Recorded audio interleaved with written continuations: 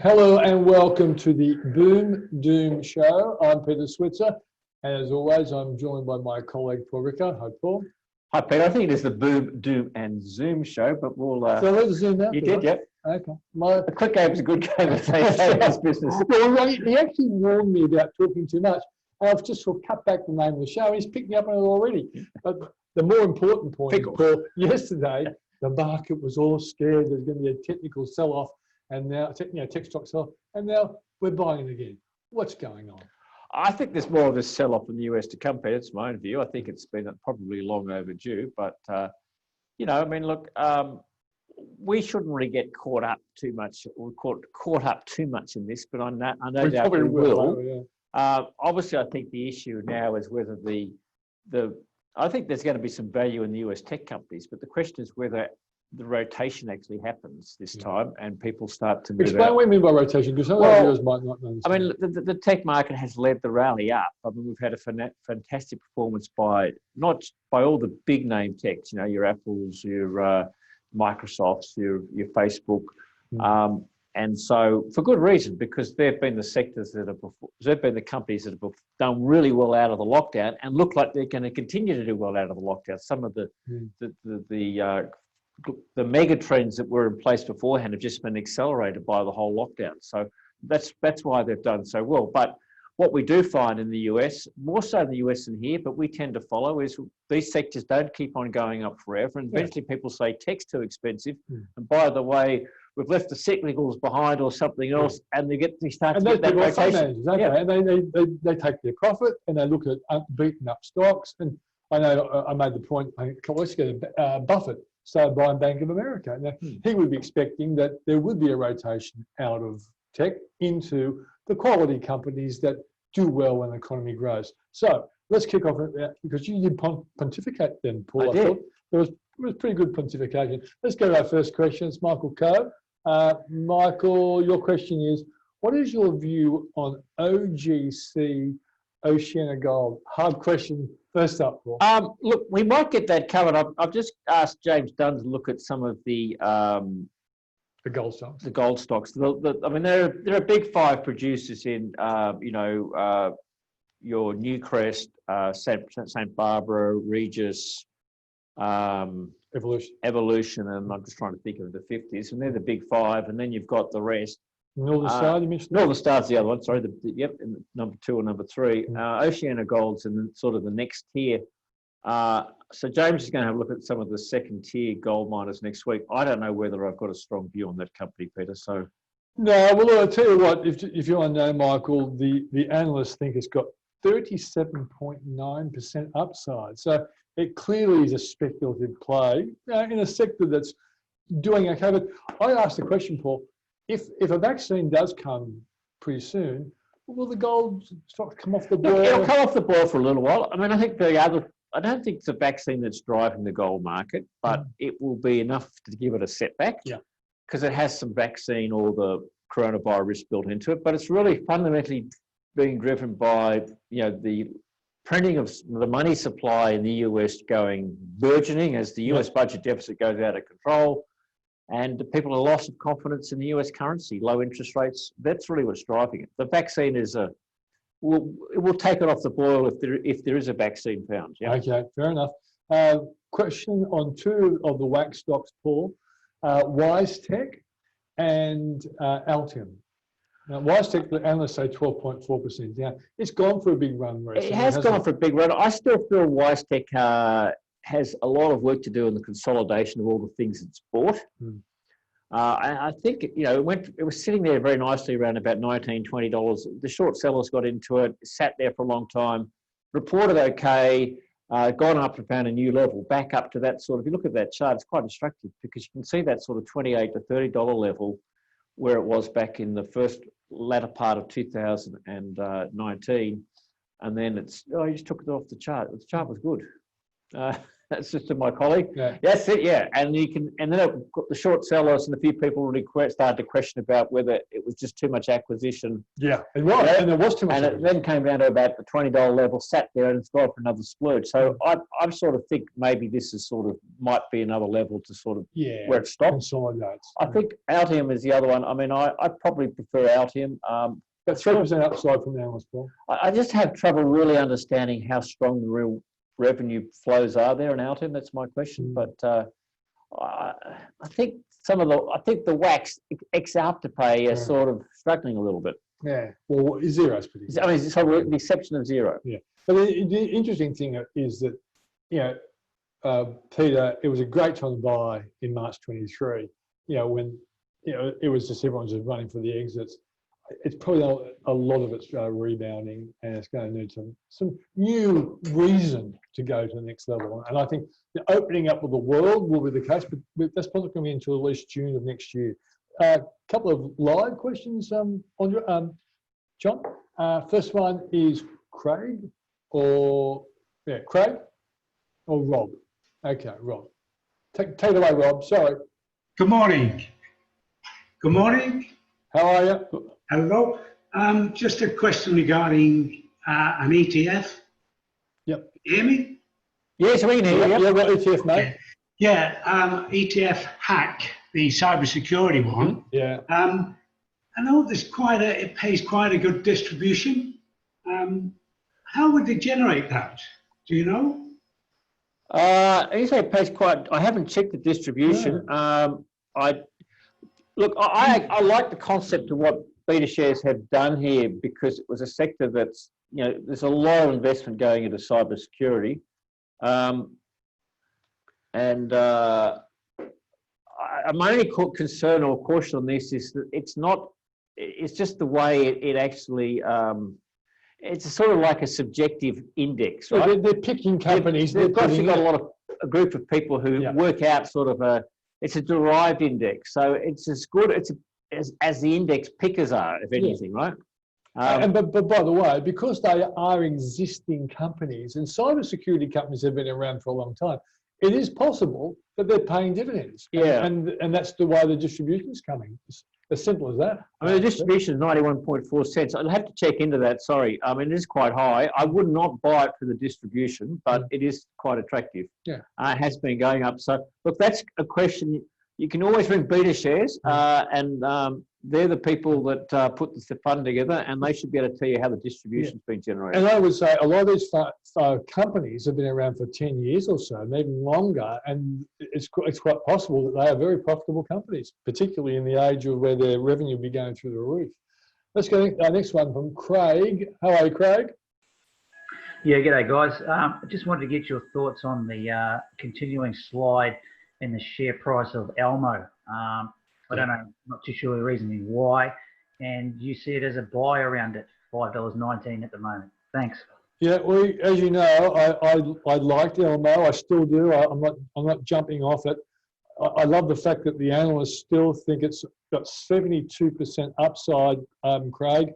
What I will do is, every time I get asked a question, I always say, well, I'll go back to the guy who put me onto this, and that is Michael Wayne from Medallion Financial. And on Monday's show, John, take a note, on Monday's show, I'll get his update on Elmo. And I interviewed the CEO not long ago as well, and he was very impressive. I just think that they may well be caught in the coronavirus issue. But when you look at it, it really does have some really good quality feel about it. And remember, if you go back, John, can you put the Xero chart up? Xero, when in its early days, I actually did the MC job. And so, Xero in February of, that's February, go back like further than that, give us 5 years. You can see that they've had big drops. You get peaks and they've got big peaks and go for drops. So it happens with these companies, and it's often because they get overbought. But I do think I'm still a holder of Elmo. I'll see if Michael Wayne is as well. This is the one with the software for HR and payroll and all that sort of stuff. And I mean, I guess the coronavirus is probably impacting that a little bit, you know, because people, smaller job market, it's sort of... Yeah, and people try and cut costs and all that sort of stuff. But the bottom line is that they're in a space that no business can escape, payroll and HR. And the last issue, the last examination, it showed that the acquisition of customers was like a 20% increase, and each new customer actually bought more modules. They saw certain types of modules.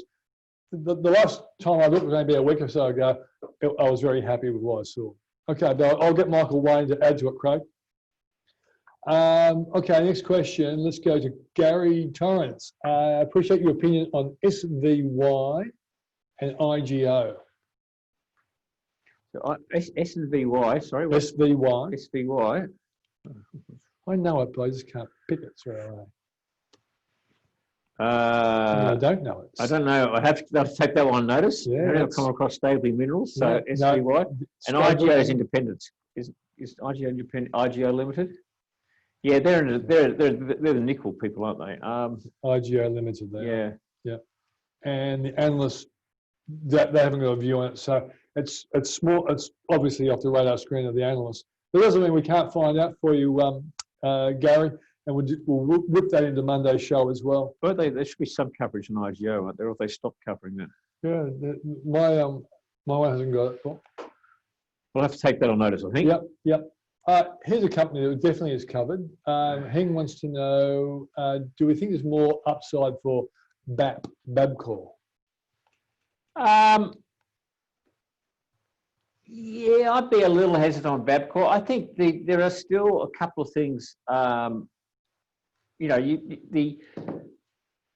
There's a mega trend on electric vehicles, which will go against Babcock potentially, right? Now, the market was very worried about that about 12 months ago. There was all this discussion around electric vehicles.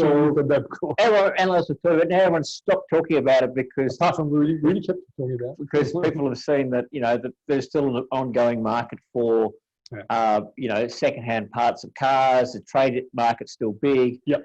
And if anything, the take up electric vehicles was so slow, and it was going to be 2 decades before it really sort of started to impact their business. And that doesn't mean they can't convert to that, but electric vehicles don't have the same number of moving parts, right? Yeah. So market suddenly, electric vehicles out the door, no one cares about it, but Babcock has zoomed, mainly because it's worked out, because somehow discretionary retail became fashionable. People can't go anywhere. Just drive around. I really like that side about $5. I think at about $7, it's getting up there where I sort of, I'm not, it's too late for me. Yeah, the analysts still think it's 13% upside, but you're in the, what do they call it in baseball? The bottom of the ninth? I don't know. The top of the ninth or something like that. Whatever it is, it's probably in the last area before it consolidates. And we want to see, let's face it, when Australians can go travelling overseas again, let's imagine it's going to be in June. Well, then I think a lot of people will go travelling overseas, and maybe the preference for cars and that sort of stuff will come with the war. But I think Babcock proved themselves to be a pretty. They're a well-run company. We'll say that. Yep. I was impressed with the CEO. Matt COVID. Hi guys. What are your thoughts about NextDC? Look, another really well-run company. I mean, again, just the question is how much do you want to pay? The multiples on that company and the distributions are getting pretty low. So, I mean, it's in the right part of the market. It's done really well. It's a lot of people would say it's one of their core portfolio stocks for growth. Yeah. A lot of their people. Particularly if you're a long-term investor. So, look, in a portfolio, I'd hang on. And it's down about $1.20 from its recent high. Yeah, I mean, look, maybe it's getting back into sort of. I have to have a look at that. I hadn't noticed it had come down so much. Look, I interviewed Craig Scroggie, the CEO. I think was it 2 weeks ago? Yeah, 2 weeks ago. So if you go and look on Switzer Financial Group YouTube, you'll get the back show. And I was kicking myself that I didn't buy NextDC. Have a look at the chart there, guys. See how, and ladies as well, you can't call everyone guys anymore. See how he goes sideways for a while. NextDC often does it, then they go off again. And often that sideways bit is when they're rebuilding, they're getting more space to get ready for the next capacity surge. And the online world and the cloud world is really going to be great for NextDC. I just think as a company, you buy, not to make short-term gains, but to see it as be a believer that over time, it's just going to keep going as the cloud grows and there's so much usage of us and normal people, like Zoom. Zoom needs companies like NextDC and all whatever. So I think the future is very bright. Probably a buying opportunity right now. Yeah, I mean, I looked at about 6 weeks ago for a portfolio stock and said, look, I really like the company, but just felt it was too expensive. Yeah. It's sort of, it just keeps on going up. So I think portfolio, it's one of those stocks, as I said, it's like CSL in a sense. It's a bit like zero. You put it in the bottom, and it's sort of, it's going to chug up because it's in the right space. Let's go to the next one. Stu, by the way, we've got a real life person, Sean from Mount Gravatt. Hi, Sean. Got a question for us? Maybe your mic's not on, Sean. If you're talking, we're not hearing. How's that, Peter? That's right. Yep, we can hear. Excellent. Okay. Just on Ramsay Health, what your thoughts are on Ramsay Health, particularly in light of over the pandemic, obviously elective surgery was put on the back burner, and what potential's there in that stock price going forward? Look, I'm a holder of Ramsay Health, and it's sort of doing nothing. I think is probably the best way to describe it. It's been that way now for a while. The market, I think, has been very patient. You remember, Ramsay did a big capital raising at $56 in April, May, whenever it was, and it sort of traded between 60 and 65, 66 in the last 3 months. Hasn't done a lot. It's still not bad considering. It's still, you've got to have a bit of a view here because obviously elective surgery, there's no elective surgery in Victoria. It's still slow in other parts of Australia. I was just looking at some data yesterday to show health is still one of the areas that's really struggling to come back. Yeah. Well, and these guys are actually offering similarly pro bono services, helping out, aren't they? Yep. So, how long does the virus continue? Piece of string. That's the sort of question there. In the UK, it's in the same way. Its acquisition in France and the Swedish country seems to be going better. But Swedish countries? Scandinavian countries. So, yeah, I've got that right. Swedish countries. Yeah. Swedish countries. Any Swedes out there will kill me, right? Right. They chop it up like a Swede. Scandinavian countries. I mean, it's about 45% revenue comes from offshore. So I think the market's been very, very patient with it and saying we don't really know. There's no guidance. I don't think it's doing much to either want to buy it or sell it. I tend to think the market's been a bit charitable for Ramsay. If anything, it's done better than I would have expected. In my view, Sean, analysts say $5 upside. That to me would be like a short-term view. I would say in 2 years' time that I wouldn't be surprised to see it back towards $80 where it was, but it could take some time. When we get back to a normal world, I think the strength of a company like Ramsay will be very, very good. There'll be a lot of people who are dying to get their plastic surgery and elective surgery done as well. And I think Ramsay would do pretty well, but it's going to take some time for a big bounce back of Ramsay, I'd say. Yeah, I mean, interesting, Peter, I said I was looking at some very interesting data a couple of days ago about different sectors of the economy and state-by-state breakup. And interesting, retail's done a lot. Is actually one of the sectors that is probably booming. Yeah. Although there are obviously parts of retail, the sectors are still struggling. Everyone knows about cafes, but healthcare is one sector that's not, because people aren't going out, they aren't going to see their doctor, they aren't going to surgery. Kelly's thing as well. That's right. So it's actually the whole private health sector is still under a fair bit of pressure. Fortunately, when you need to have a heart operation, you actually have to physically turn up to a hospital, don't you? Fortunately, but there aren't. I'll probably change that one day. Let's go to Stu Payton. Stu, got a question here about Mesoblast. Julia loves it, and it's taken a bit of a hit lately. Any reason? Well, it's all on the FDA approval or not approval of their newest drug, which is a word I corrected the other day, and I just can't remember what that's called. It's a horrible word, Peter. What's the name of Mesoblast? Yep. Drug. Yeah. And look, this is one of the most volatile stocks in the market, and you're in the hands of FDA approval or non-approval. Speculators and profit takers as well. This thing. Look, I pressed Julia. I think if it wasn't this week, it was last week. and she still is a big believer in mesoblast. In fact, well, that story I wrote, 7 secret stocks, Mhm. and where my expert was asking on that one stock for the future.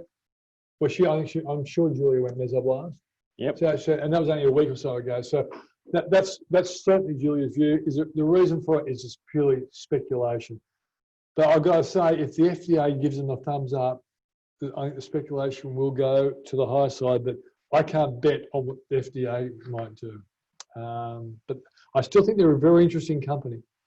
If I was as rich as Paul Rickard, I'd certainly be very long mesoblast. Anthony Hansen question. We'll get to Craig. Anthony's question is about SIQ. Paul, SIQ. That's really smart group. They're the they might have taken that on notice. They're the I could have them confused with another company, but I've got a feeling they're in the payments situation from memory. Smart Group. Yeah. Smart Group. Is that right? Yeah, and they've always had a bit of a checkered career.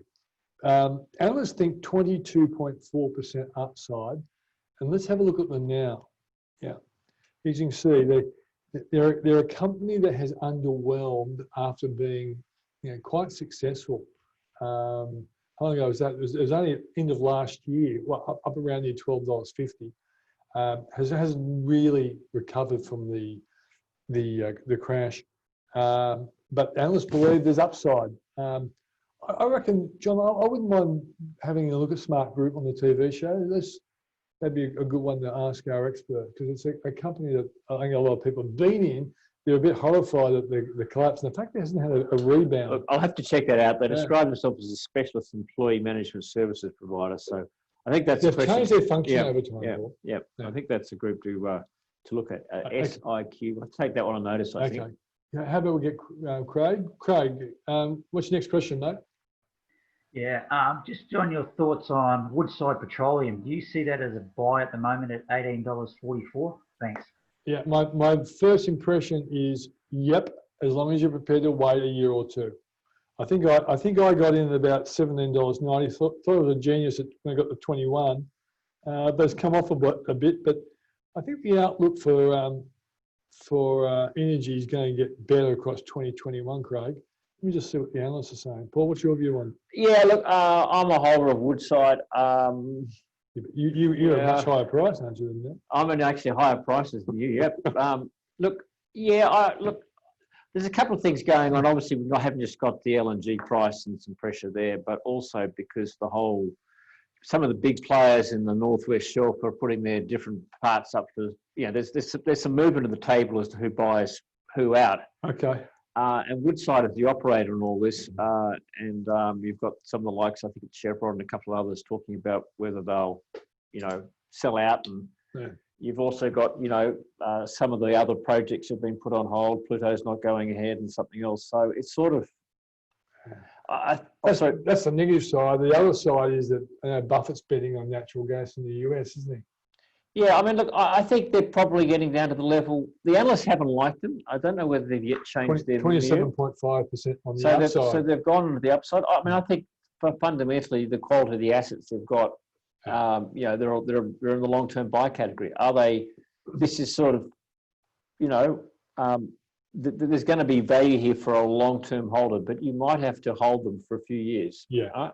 If the world comes back from the coronavirus and we see a boom over the next 2021, 2022, it'll be good for energy prices. And I was going to say, Paul, oil search is probably the speculative one you'd play, because you hate it because of the New Guinea connection. You worry about the sovereign risk, but the analysts have it going up 22.7%. So even if they're half right, a 10 or 12%. I think I'm thinking about Woodside. They've got fantastic assets. They're actually, really, they're pretty well run. They're now pretty disciplined. They're not too geared. And they obviously can't control the LNG price. They can't control what their partners are doing in some of these things. Okay. And but it could, the catalyst for it to re-rate is hard to see. But that's what I mean. You might have to be in there for several years before you see upside. Yep. John Bragg has just passed on a multiple question. Lots of people put this one, so we quickly should do it. Question, yeah. What are people asking? US elections effects on the markets. Peter? I don't know. I really don't know. I really believe that the market thinks that Biden now can win. All the polls, but the polls can't be trusted when it comes to Trump, of course. I don't think the market will sell off massively if Biden wins, and if they did, I'd be buying on that. But you got to accept September and October are the two scariest months of all for the stock market, and there's plenty of scary things going on. So volatility is what I'm expecting. But I'm going to be a buyer on any major sell-off. I'm going to be a buyer, that's for sure, because I do believe 2021 is going to be a much better year. Companies will be looking better. Economy will be coming back. It'll still be struggling from the recession implication, but I think 2021 is going to be a comeback year. But yeah, I think volatility is going. Look, it's very hard from over here really to know. My inclination is the market might think he can win, but doesn't yet believe he'll win. So I still think they think Trump can come back. And so I think that you've got to say there's downside risk if Biden firms, but yeah, we haven't seen the debates. No. Oh, and you know, people keep pointing to, you know, Trump was behind Hillary, not quite as badly, but badly this time, you know, 4 years ago, and still won. Never underestimate Trump, that's for sure. And no one underestimates him. So, you know, they're only 50. I think we're 8 weeks less 2 days now, so we're 54 days to go. So it's getting close, but maybe that's part of what we're seeing the last few days in the US. You know, it's easy to point to the tech, but it's a little bit of money coming off the table because the political risk in the US, you've got to say, is building. So I think that could be a negative overall for our markets. And big fund managers have made a lot of money, on this market rebound. A lot of them would be just taking profit and waiting to see what happens. But Donald certainly would be betting on a vaccine to come ASAP to try and turn around his fortune. At the moment, the polls are poles apart. Biden is quite high compared to Donald. What is your, as an anonymous attendee, what is your view on Artemis Resources, Paul? ARV. Getting a lot of resource questions today, which is rather risky. We haven't had well, resources will do well in 2021. I think we might have to take that one on notice. I don't know much about that company. Yeah, it's not coming up here even on. Is it ARV? ARV, yep. I don't think we can get much on that at all. No, the others haven't got it. Okay. Write that one down, JB. Stu Payton. Also, SCG. Center Group. Yeah. June-based top 5 picks. Are you guys in? Not in no, yet. I'm not. I hadn't heard that was in a top 5. I think she mentioned it the other day in the webinar. Yeah, she definitely been. She said pretty quickly, and at first I didn't believe my ears. But I've got to admit, I bought Vicinity a fair while ago, and I thought it was unbelievable. I probably prefer Vicinity to Center Group, right. but Vicinity manages Chadstone, of course. The Center Group is Westfield. Yeah, look, I'm not as negative on the major retail groups. So the Centres Group and Vicinity are the ones I'd be looking at. Yeah. I do think, you know, some of the managers of the suburban malls and, you know, regional malls struggle. I think the Westfield, the prime sites you can't replicate. So. I think, look at where that share price is. I wouldn't be surprised to see like a 10% gain or something like that over the course of the year when we all start going back to shops. And I'm just looking at the analysts. Analysts say 8.7% upside. So that's okay. I was surprised, I must admit, because nearly everything that Junebay was big on were very techyish, weren't they? You know, the Tyros. Look, there's no doubt there are low risk buys, you know, and Center Group probably is in the low risk category because your downside is probably 20 or 30. You got most of Westfield, haven't they? Well? Yeah, Center Group's Westfield, is all the Westfield retail. So it's, you know, your downside is probably, you know, if you look at that chart, is your March low or your April low, that's probably your downside. So Definitely.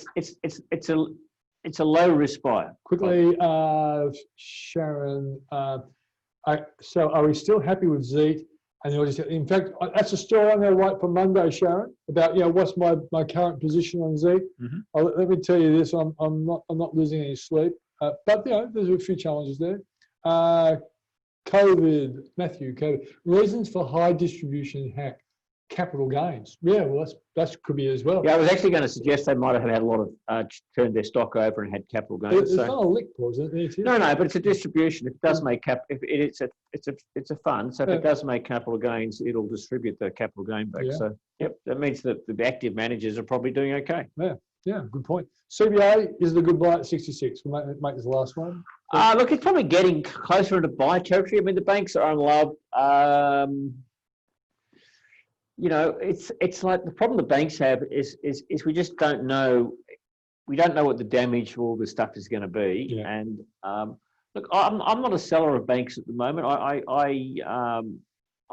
think they're getting to levels that are starting to look interesting again. When the other three get back to around NTA, that's which they are at about $17. They're getting close. They're interesting, right? So the way I think you pay the banks is you have Commonwealth Bank and you have one of the other three, because I think you get the best and the worst. Yeah. Because CBA will do best in bad markets, and the market will come back to it. So yeah, it's getting close. Yeah. Once again, banks are going to be under pressure for at least a year, but I think $66 in the fullness of time will look like a pretty good price. That's what I would say. The other ones you probably can make more money in the short term because they have been really beaten up. But once again, it's probably going to take a year before they really take off. But I could be wrong. Maybe by the middle of next year, they could really take off. Okay, that's the show for this week. There's a question around Whisper, by the way. Tell you as well, John, for the show on Monday. Analysts, by the way, just for that Whisper person, Peter, they still think it's 12% upside for Whisper, despite the fact that you're right. Some of the initial shareholders are starting to reduce their exposure. Human beings do things like that. That's the show for this week. Thanks for joining us, Paul. Anything you want to say before we go? Have a great week. We'll talk to you next week. Yeah. See you then.